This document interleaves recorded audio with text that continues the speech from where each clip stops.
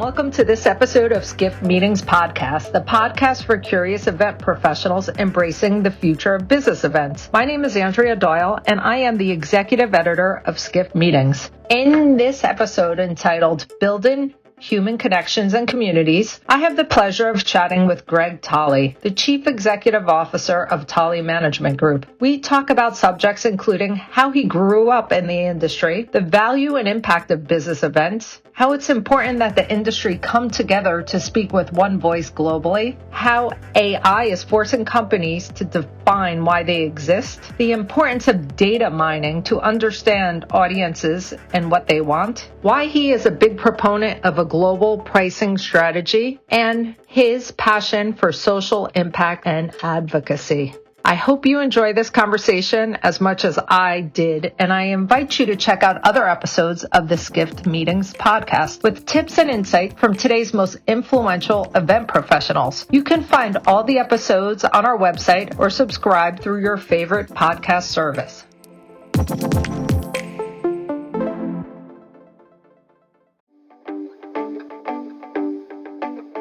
Now for a word from our sponsors, PHL Life Sciences, a division of the Philadelphia Convention and Visitors Bureau. Host your convention or trade show in Philadelphia, one of America's leading life sciences hubs. PHL Life Sciences, the first and only CVB division of its kind, will connect you to the professionals at the forefront of your industry and to a culture you can only find in Philadelphia, a city known for its rich history that's forging a bright future. Philadelphia challenges the expected and defies convention. A world of discovery is waiting. Visit phllife.com to learn more.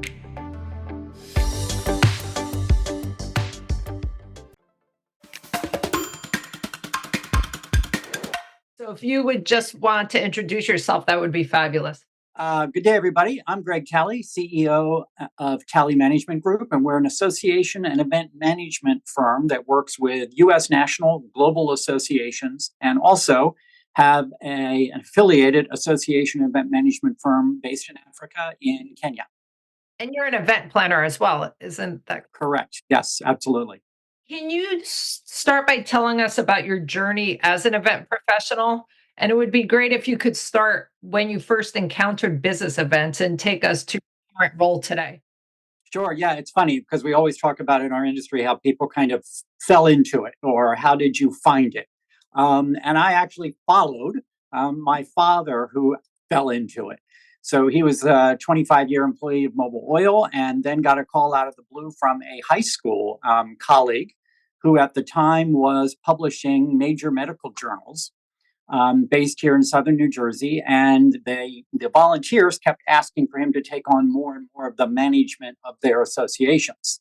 And so he started one of the early association management companies back in the 70s, and had asked my father to come in and take over and run the association management division. And so my father started that in 1975. And so his day was our dinner table conversation. So I started to get fairly early some idea of what managing associations, and because they were major medical associations, they were also managing their meetings. So what managing major business events, from this case, most in the healthcare space, were all about, and the challenges and the frustrations, yet the validation that comes, as we know, from bringing any group of people together for what they're trying to achieve. So that was my high school years. Then college, I was in Washington, D.C. At the time, that company was the largest medical association management company now, and they were the largest customer for the old Sheraton Washington Hotel, which was close to my school campus. So whenever they were in, I was over there running the floor, running signs, working registration, the exhibit floor. And then the owner of the company would often come down to these major events, and he would take the Pearl Mesta suite. For those of us that remember those days, and the great suite in the Sheraton Washington Hotel. And in the evening, he'd gather the whole staff. The hotel would wheel in carts of Dom Perignon champagne. So for a college kid, it was like, what's not to like about this industry? So that's really where I got my first taste of it. And then my first job in the industry was with the Baltimore Convention Bureau, marketing the city of Baltimore as a business event destination. And primarily at that time, because of Johns Hopkins and everything else, my role was to bring in major medical meetings to the city of Baltimore, because that's where my experience was in working with Slack. So went from there to then joining my father at the Association Management Company, an event management company that he worked for, which at the time was called Slack Incorporated. And 2 years later, we said, we think we can do this a different way. And we left and started our own company. And that was back in 1987. So I've been doing that ever since. So about 40 some odd years, even more if you include my college career, in understanding business events and association management. So you've watched the industry evolve through all these years. Truly, literally from the napkin stage of contracts to where we are now. Right. And to a very small, I would say relatively unsophisticated industry doing major events, relying on personal contacts and relationships, to now something that's vastly different, much larger, but different in every way. Did you envision it becoming what it is today? I think the good side of it, yes, seeing an ever increasing realization of the value of these meetings, particularly when you look across, right, globally, when you look at the value of business events. I think we saw it then, but I think most of us didn't quite realize even then what the industry was and the power of the industry. And I think that's what's come alive.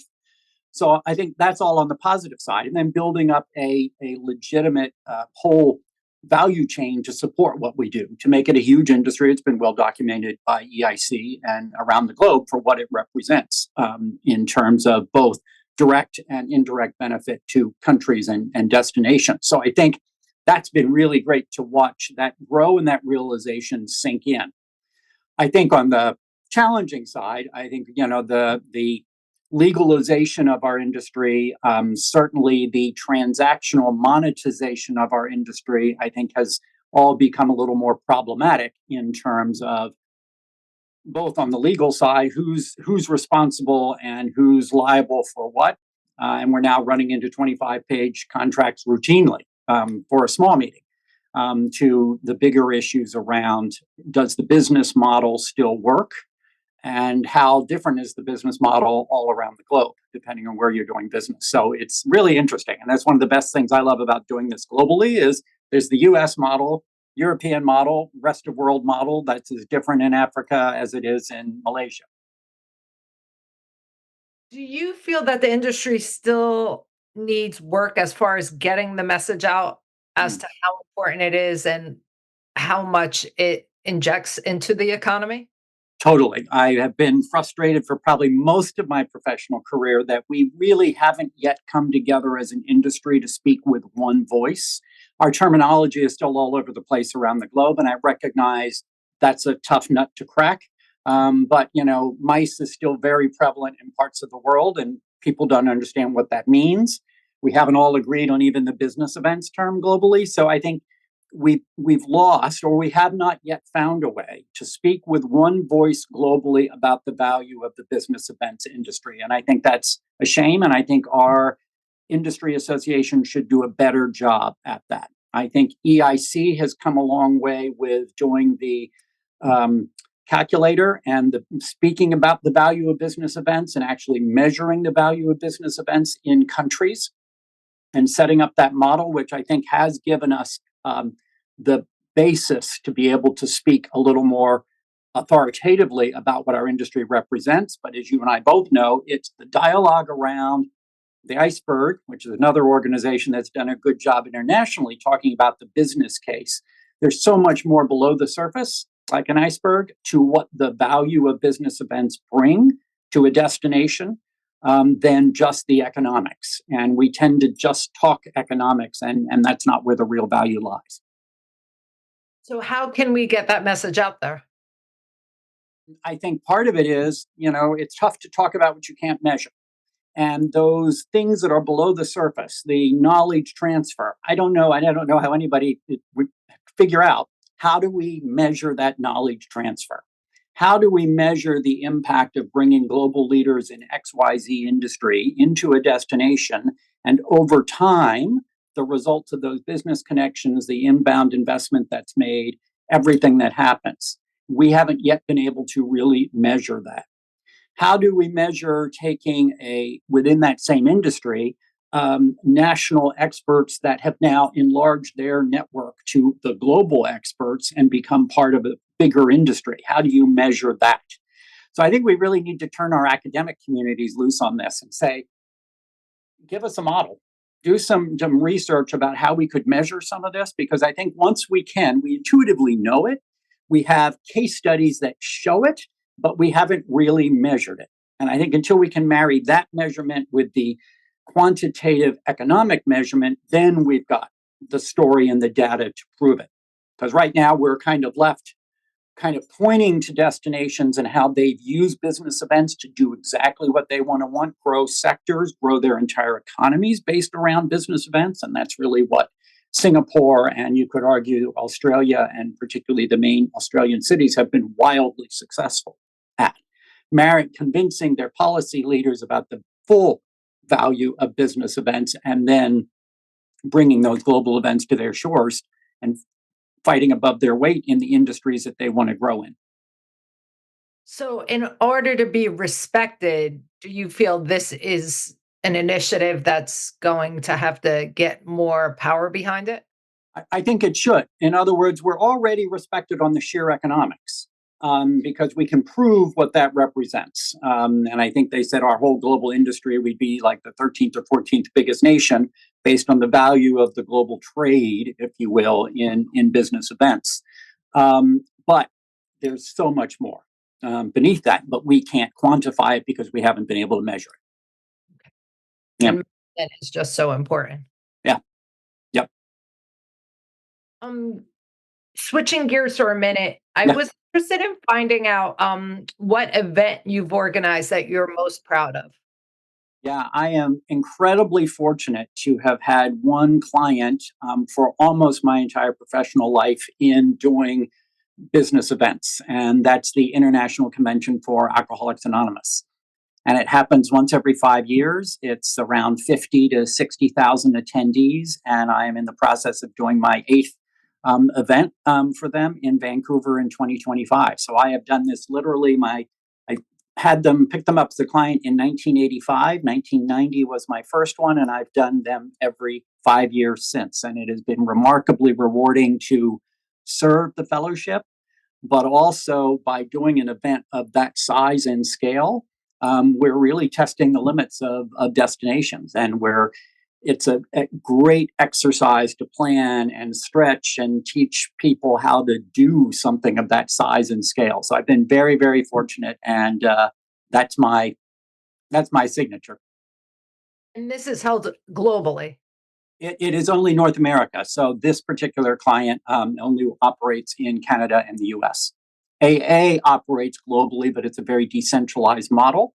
So for this big event, it's only it's put on by the North American Alcoholics Anonymous. And we invite people from 100 countries, and they come as part of that 50,000 people. How many months in advance do you start working on that? Pretty much, well, we're always running kind of three at a time because we have to plan that far in advance to get our site, get all the contracts set into place. So we just finished site selection for 2035 event. Yeah, but we know where we are in 2030. Those contracts are in process and going. And then we literally start about 3.5 years prior to the event in terms of the actual that event planning cycle. And you said Vancouver is next. What are some past destinations you've met in? Past destinations, let me see. It was San Diego, Seattle, Minneapolis, Toronto, San Antonio, Atlanta, Detroit, and now Vancouver. Wow, a wide array of different cities. Yes. So that's been my best for kind of in the US and Canada. And then I've had the good fortune of managing events, as I mentioned, around the globe. And probably most interesting to me is by virtue of opening up in Africa, managing events in Africa and just really seeing it from a completely different size, scape, resource availability, and all other set of challenges. Why Africa in particular? I know it holds a special place in your heart. It does. So first, my partner's African, but I've always been drawn to Africa, even a little kid. I think something about the complete and utter differenceness of it, but also by the fact that that's from whence we all came. So I always felt this attraction, and then had the opportunity to really actionize it, and it's just been wonderful. And you have an association management company in Africa, in Kenya? Exactly right. Yes, based in Nairobi. So it's both association management and event management. So it mirrors what we do out of our company here in the United States. And do you plan events there for multinational corporations? Generally, we stay in our association lane. That's where I've primarily been. My entire career has been in nonprofits and doing their events. And so that's the basis there. Like anybody else, we'll kind of work with anything else that comes and is interested. But for instance, the World Potato Congress is coming to Kenya in 26. So it's a global gathering of everybody who's involved in the exactly planting, growth, manufacture of potato and potato based products. There truly isn't a meeting for everything. You consult with nations and local destinations on developing business event strategies and destination management organizations. Can you explain? Yeah, so it's been a bit of I guess, a sideline. Along the way, like many of us, we've been asked to work with and participate in customer advisory boards for destination management organizations. That kind of got me a little more focused on that side, and then really started to find myself being asked to participate, say, in the Destination Next Future study, to really start understanding what are the issues that DMOs are facing around the globe in terms of their challenges of both advocacy within their own governments, as well as just kind of developing their destinations to be able to receive and bid for inbound international meetings. And that has progressed to some opportunities to consult directly with destinations and nations in setting up national DMOs and helping both those national DMOs and other, say, city or province DMOs just develop a business event strategy. So it's been a fascinating way to kind of bring what I do every day into the other side of the industry and help them build out a strategy for attracting business events to their destinations. Oh, that's great. It's fun. I get to kind of see all parts of it and also be able to work around the world doing that. So, like you said, you've been in the events industry for decades. Is there anything of late that has really impressed you? So I do think COVID, for all of its downside and what it represented in the lives that it completely destroyed and upended, for our industry, I think it became a bit of a defining moment on both the plus side and the negatives. We saw the negatives, but the important thing was I think everybody saw the negatives. And that was everybody from policy leaders to heads of state to mayors to the people that we needed and continue to need to understand not just the value economically, but the value of how we everything this industry represents. So I think that was a real opportunity to show this is what happens when it all goes away. And not just tourism, but when you take business events completely out of the equation. So I think that that allowed us to almost reset some of the discussion about who we are, why we're important, and why we kind of need and should be at the table when we're talking about economic development, when we're talking about decisions that impact the free flow of people and goods around the world, to kind of consider what it is we actually do and what we bring. How do you see the events industry changing in the next 5 years? So I think the issues around AI, as I've said in a couple of circumstances, I think are an existential threat to associations and therefore association events, unless we kind of get ahead of it and start actively engaging in it from an event planning standpoint, but also from a content standpoint. I think is the bigger risk for associations. If and it's been coming at us, right? If the internet as it kept going, you can get anything, anywhere, anytime. And now something even bigger can answer my question, put things into context in a way that associations used to claim we're the only ones who can do that. We're scanning, we're looking at all the things that are impacting us, and we're creating what we think are the priorities that you need to be focused on and be dealing with. Well, now we've got the ability to do that with me sitting in front of my computer in about 5 minutes. And I think that represents a real risk for us to come back and redefine, why do we exist as an organization?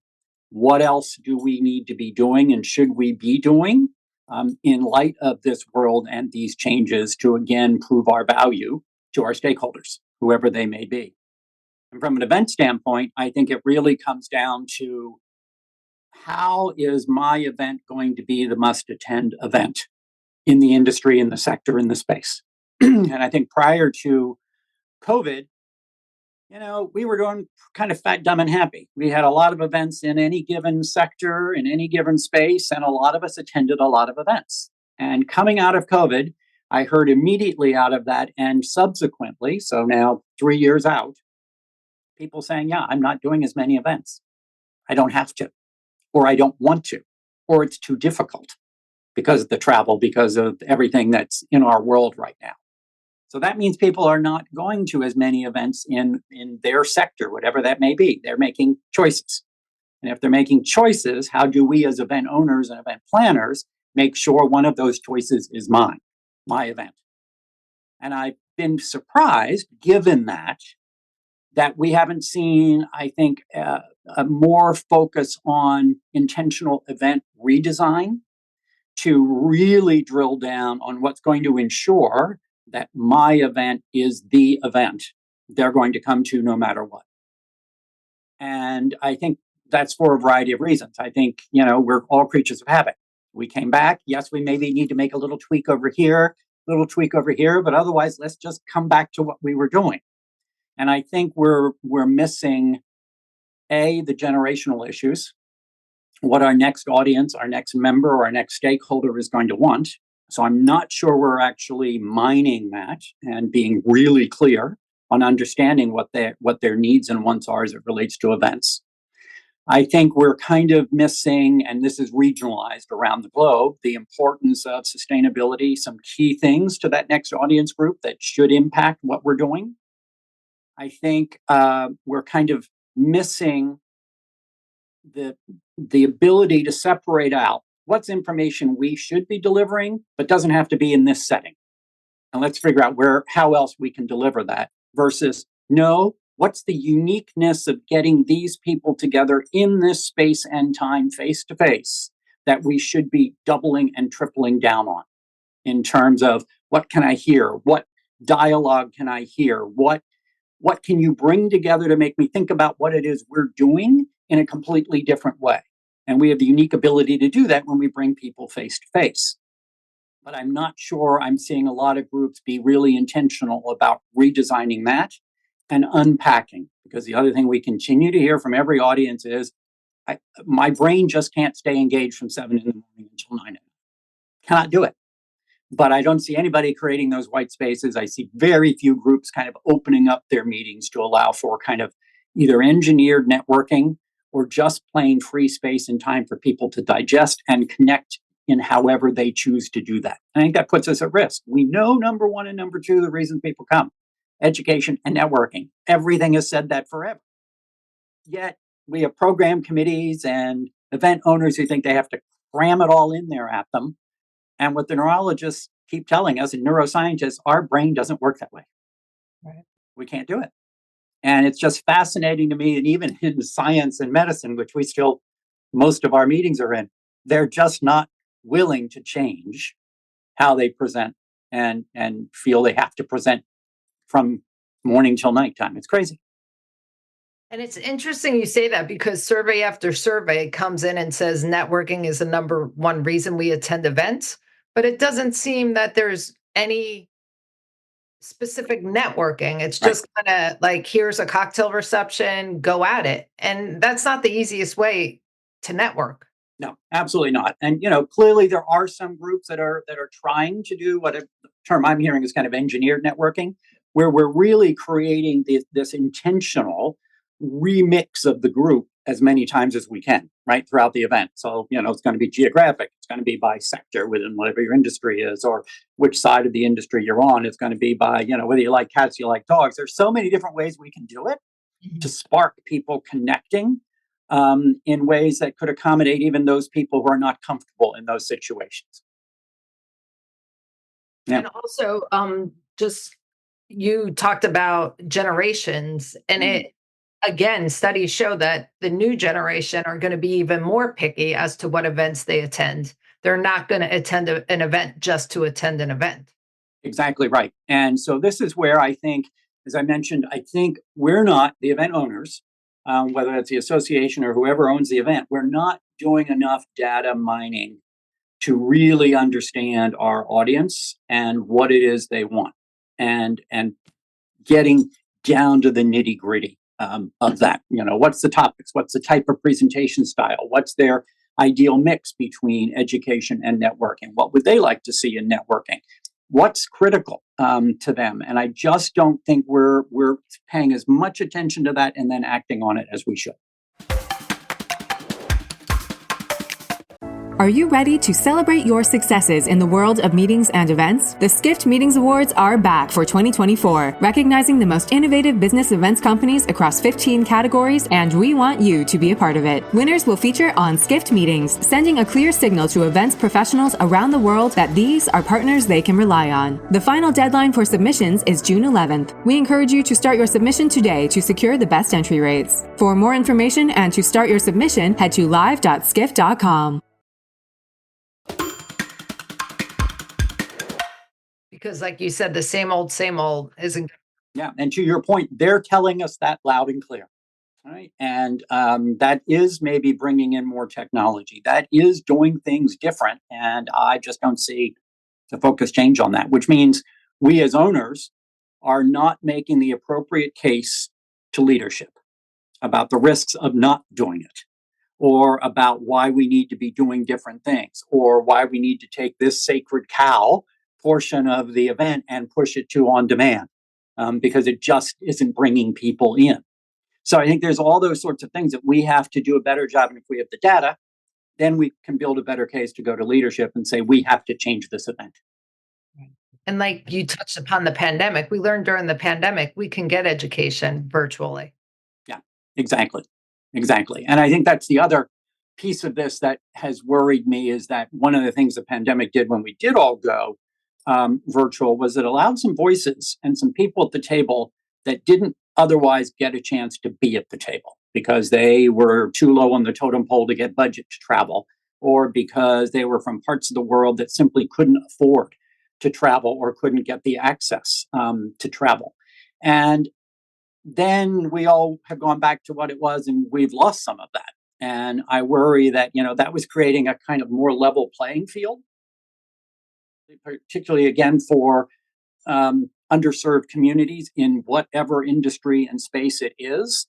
And I'm not sure that that has maintained where we had gotten to since we've snapped back. And I think that still creates an opportunity for organizations to think about how do we do that. And I think the unfortunate part, I've heard some colleagues say, yeah, we didn't see those members convert, or those people convert to membership or to attendance when we came back. And you're like, well, I get that, but have you delved into the why? Do you have a global pricing model? How are you handling the selection process? All those same sorts of things. And the conversations I've had, they haven't gone that deep into it because they just assumed those people were going to come. If they tasted it online, they would come face to face. Well, there are still barriers there. And what have you done to understand those barriers and address those barriers if that's important to you? Right. And help them eliminate those barriers to meet. Right.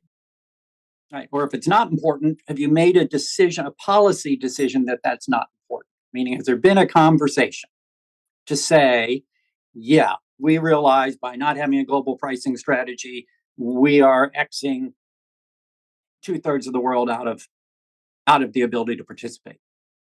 Do you feel a global pricing strategy is important? I do. I'm being in Africa.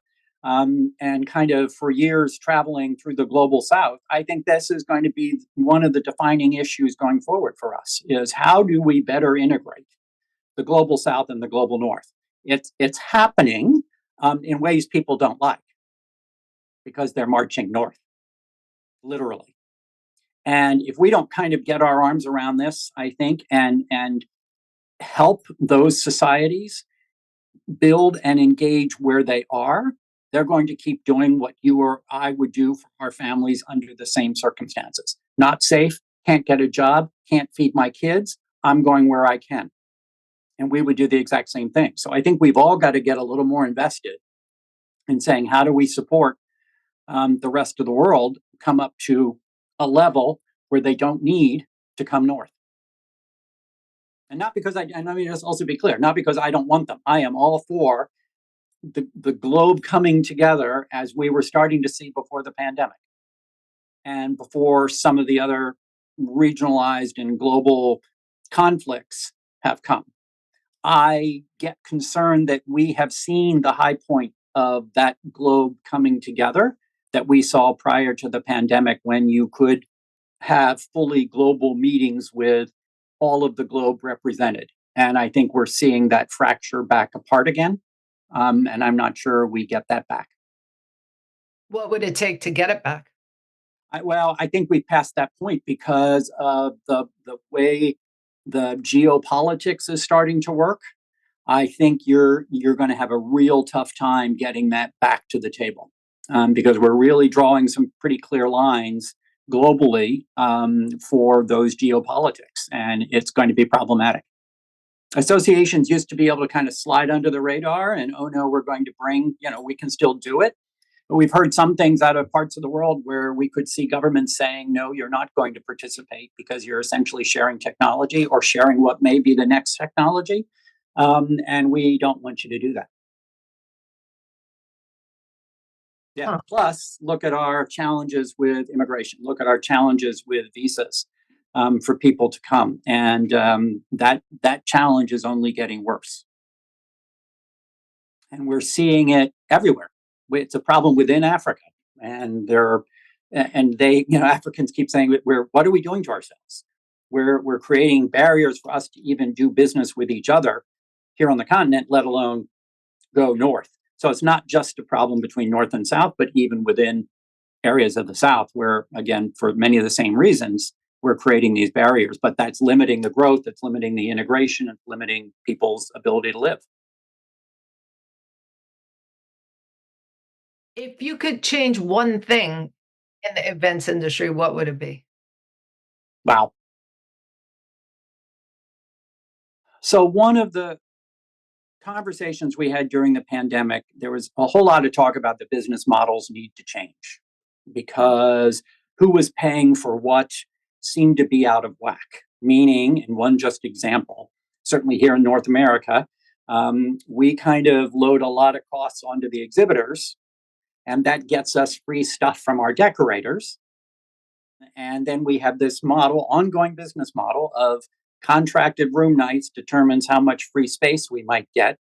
Yet our very process of what's happening with how people decide where they want to stay is not necessarily in contracted hotels anymore. And yet that model still determines how a city may judge my piece of business and what benefits I may get for them. None of that's changing. And yet all the inputs are changing, right? We're hearing people, I'm going to stay in Airbnb. I am not staying in that convention hotel. It's not how I want to spend 5 days in the city. That business model isn't changing. The business model of load up the exhibitors and, I want that free entry booth. I want all the stuff I want for free from my decorator isn't changing. So there was talk, but I haven't seen anything. So I think one of my wishes would be a real dialogue around kind of unpacking the business model and saying, is there a better way to do this that's more equitable across the board for what people should be paying to participate? That's one. So if you were to plan an event for 100 Greggs, what would that event look like? That's a scary thought on many levels, not just to me, but I'm sure to anyone else who knows me. But I think we're this marriage, and one of the things that making my event most important has also brought back to the table is the value of the destination experience. We'd gotten to a point, I think, prior to the pandemic where it was kind of content is king. No matter where we go, we can move this meeting all over. People are going to come because of the content. And I think what we've kind of learned coming back out of the pandemic and realizing people do want something different. And if I'm going to make my meeting be really important and bring that uniqueness, that authenticity to it, the destination plays a really big role. So I think that's kind of put a spotlight back on making a decision that does both. How do we challenge a destination to contribute and help us build the best experience possible in their destination? Now becomes part of that site selection process rather than just dates, rates, and space. A, that gets you to a different strategic conversation. B, it also allows us, if we do it right, to tap into resources that are in that destination that absolutely would make my event better, make it more interesting, make it more interactive, make it something that would truly bring that great content that's unique to being face to face with this group of stakeholders and a destination experience that just aids and magnifies this incredible networking opportunity, education opportunity, and hopefully learning and impact on the destination itself. That now starts to make everybody and 100 me's feel really good about taking my time and investing it there, and getting the most out of it. Have you attended an event recently that got it right, that really impressed you? Boy, trying to think recently.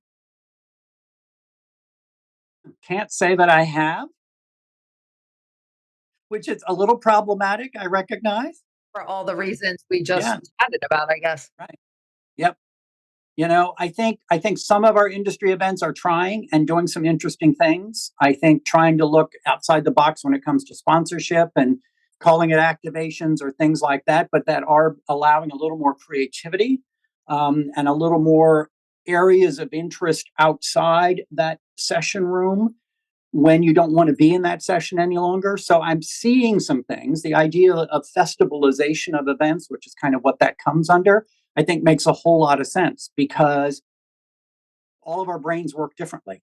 And if I can create a space that's going to be different from these other spaces, the people whose brains work that way are going to gravitate there. And now I'm going to have a different conversation with somebody I just met looking or interacting in that space or with that thing than I would have if we were just sitting together in the conference room listening to a session. So I think that idea is, I think more folks are starting to understand that. So I guess similar, we were reacquainted once again in DC last week during Business Events Industry Week at ASAE. And I thought it was interesting the way a big focus was going to tables and having discussions as attendees Yes. instead of Yeah. just sitting and listening to people speak. Exactly. We've got it. The interaction part is so key to this. And I think that's also part about how you build out space and design to enable that sort of thing to happen more. Because that opportunity lets me hear from a whole lot different people on a subject I might be interested in. And then again, that connection. And that's what these events are about. Right. Our mission is building human connections and communities. And I think that's what associations are for and what our events are for. But we got to come back to say, how do we do that? How do we optimize that for everybody as opposed to just what we've been doing one way for so long? And has that been a mantra of your career, building human connection and community? It has. Yeah. Yeah. And And I think that's the unique thing about our industry is it does that. In its finest form, it does that. right. And is that what Do that when you think about that north south, when you think about, within a country who you can bring to the table, we know we can do that. right? Which makes it so special. I mean, Exactly. Yeah, yeah, yeah. And it's part of what, I think, as we also know, the next generation wants to have an impact. They just don't want a job. They want something that they can kind of invest in. And I think that's, again, what I think associations really can offer. And it's what we've been able to offer our employees and talk about routinely. What we do makes better doctors. That makes for better outcomes. That improves patient lives. That improves global health. If we're doing that on a global level, that's, I think, powerful stuff. Right. It's And the ripple effect. yeah, exactly. Yeah, and that can apply to better engineers, better you pick it, right? It's all there. That's part of what we're doing. Better potato growers. There you go. So we like to touch upon leadership a bit in our podcast. So I was hoping you could tell me what are the key qualities or skills that have enabled you to be successful? Great question. I think curiosity, number one, because that's enabled me to really look and cast a wide net as to what's happening, what might be of interest to my company, what could I bring in, what can I learn then from that curiosity that I can bring in and make us a better company. And I came from, my father, as I said, was Mobil Oil company back in the 60s. So we're talking highly regimented, tie every day, very formal hierarchical structure. And, I kind of looked at that, and that's the way we started the company. But I said, that's not how this can be going forward. A, it's not me. B, I don't think it's where our next generations are going to go. And that led me to do some more reading and listening to people, kind of the idea of conscious capitalism. The idea there's got to be something more to what we're doing here than just to benefit the owners, or what's the point? And that kind of led to us becoming an ESOP, employee stock ownership company, because it was like, well, yeah, that just makes sense, because why shouldn't they own a piece of it? If I want them as invested as I am in what we're trying to do together, I absolutely want them to feel that and have that. And that then started to kind of this drive to change culture and really put our people first, no matter what. And how we talk about what we do, having them be owners in the company, I think has demonstrated some leadership, and then applied it to enable us to become what we are now. So that translates to, I think, people that are more invested in what we do every day for the benefit of our clients, because they know we're taking care of them in every way, in terms of very flexible policies. We were running the first during the pandemic. Okay, that's it. We're all going virtual, and I see no benefit to bringing everyone back, because they get the flexibility in their lives to work the way they want to work. And we're seeing that pay back in employee loyalty, and in how they continue to serve our clients so well. So I think all of that goes in there. There's probably a bunch of other terms that along the way fell into that, but it really has been a journey that I've taken. But I think it really is being open, being curious, being willing to constantly learn, and then the accountability to actually do stuff, because we can all learn a lot of stuff and not do a darn thing, implement anything, and then you haven't moved at all. But by implementing it, we can then measure it and see what the changes are and keep going. How many employees do you have? We're up to 75 now, which is the most we've ever been. So we're growing about 20% a year. So And 100% virtual? we are. I'm in the office. There are like three of us that are in every day. I'm in at some portion every day, but everybody else is spread all over the globe. And work virtually 100%. Do you get your employees together throughout the year? We do. So part of that now, that whole culture aspect is really taking, okay, so I'm not paying rent and some of the other things from an overhead standpoint that we would have before, but investing that fully into how do we kind of build out that culture, maintain that connection, bring everybody together at least twice a year. And I mean, everybody. And one of those, we're flying in the spouses as well, so that we're intentionally figuring out how to nurture and grow and develop those connection points while maintaining the rest of the culture. Why are we here doing what we're doing together? So really being hyper focused on it. Great. What people or organizations have you learned from or partnered with that have been key in your career? Wow. So many. And I think so many of my generation, we really did have mentors and folks that we knew who brought us along the way. And that's what got me involved very early in my career into PCMA, and really learned you get so much more when you volunteer and give your time to an organization. And that certainly worked in my case because I got involved probably in my 20s, and was volunteer engaged all the way along. And that eventually made me president of PCMA nationally and then of the foundation.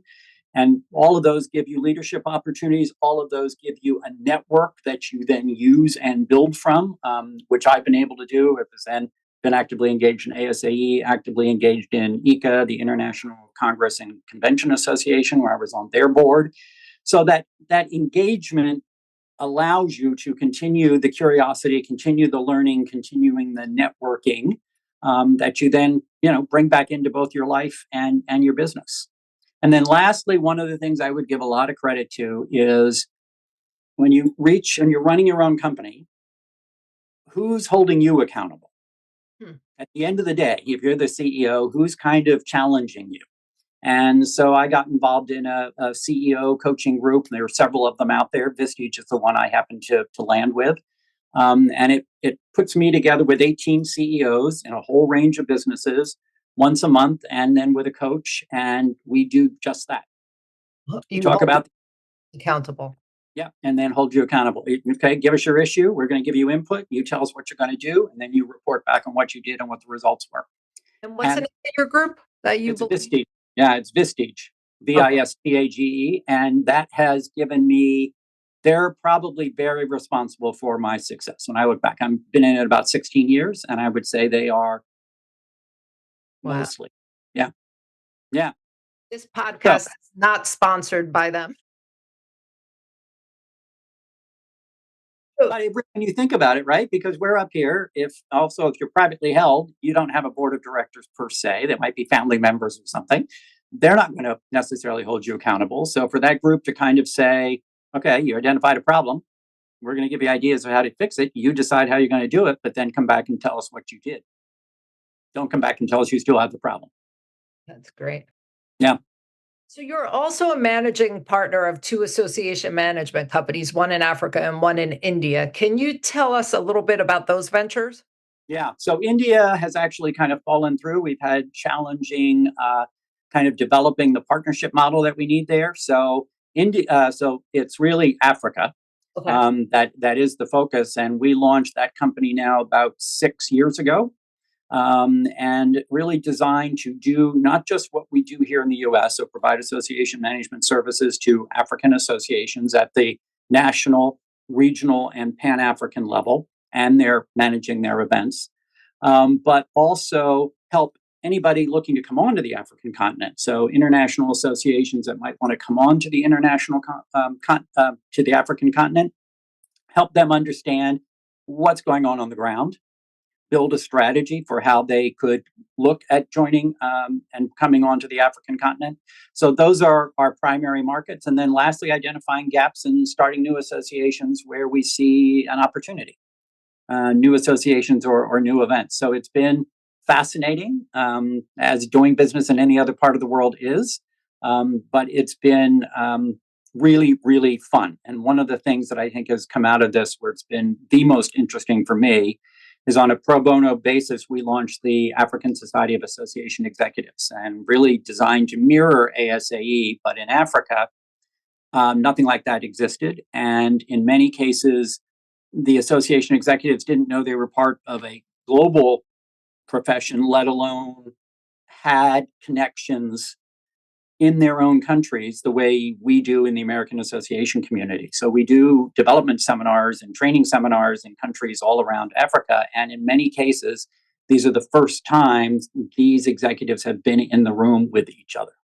Wow. And it's fascinating. It is just so, and then you just watch it all happen. Because just by virtue of them being together and building a network, my mantra is you don't need me coming in to give you the answer. The answer is here in this room from your fellow peers. They've all dealt with the same issues. They've all tried to solve many of the same problems. They have a wealth of knowledge that you can now tap into. So just by building this network, our goal is to help the associations become more effective and then start advocating for what they're trying to do better and jointly at a national, regional, and Pan-African level. Because I believe in the power of associations and business events to do the transformational change that Africa is committing to doing and has to do for its people, both economically and on a social level. So associations are a vital part of that. And the more they're capacitated, the more they are able to perform, the better they can help make that happen. Wow, that must be so rewarding. It is really special. Yeah. So you're truly a global organization. Do you find it challenging to build and nurture a team that is global? You know, I don't know that challenging is the word. I see it as enlightening to everybody, because you're expanding people's vision. You're expanding their kind of understanding of the world as you do this. And that is expanding tolerance. That's expanding because you have to listen differently, in many cases, much more intently, as we all know from friends and colleagues who have accents. You have to engage kind of more fully, but that also creates the opportunity to learn to a greater depth. And I think so that's what we try and promote. That's what we try. And again, when we did our, all hands meeting, gang flies over from Africa so that they can interact and get to know and build the network within just our own company, from that standpoint. So, and I went to school for international relations. So I am really living out my kind of what I wanted to be and do. Well, that's great. Well, those were all the questions I had, but we always end our podcasts by asking who should be our next guest on this podcast, and should be one of the questions we ask. Great. So I would definitely give you a couple of contacts in Africa, just because I think that perspective is so important, in terms of what's happening there. And I think to make it really interesting, I could give you an association executive to speak with, and then I'd want to give you kind of a destination to speak with. That is, what their perspective is. So one I would think about right off the bat would be Frank, and I'll get you his last name, who's the number 2 in the Rwanda Convention Bureau, which is a story unto itself, that in 7 years has gone from nothing to a business event powerhouse, in Africa. Well, that would be great. Yeah, so I think that'd be really cool. And then just an African association exec to kind of see their perspective about it from their view. Okay. All right. Yeah, happy to do that. Follow up on that.